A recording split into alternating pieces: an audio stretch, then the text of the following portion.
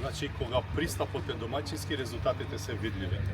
Денеска гледаме резултати тука после неколку години, 30 и над 30 години, простор кој што не е чистен, не е одржан. Значи, задоволство да видам директори, градоначалник кои што се активни и кои што знаат дека пристапот и инфраструктурата во здравството не е само внатрешниот дел, туку е и надворешниот дел и пристапот за може нашите пациенти кои што за жал не доаѓаат во овие институции заради тоа што сакат, туку заради тоа што можат.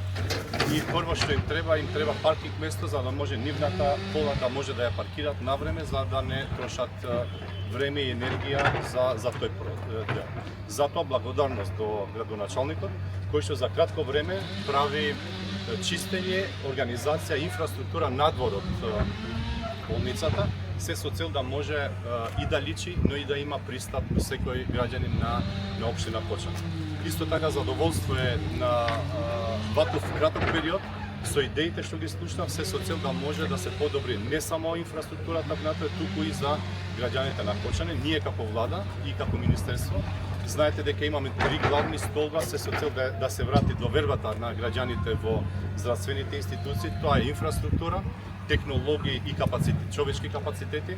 Во столбот инфраструктура влегуваат и овие зафати кои што денеска ги гледаме и навистина ретко е за толку кратко време да се излезе со резултати, видливи резултати кои што навистина ќе направат промена инфраструктурна во овој дел од градот и во кампусот во кој што се наоѓа болницата на општата болница во Кочани.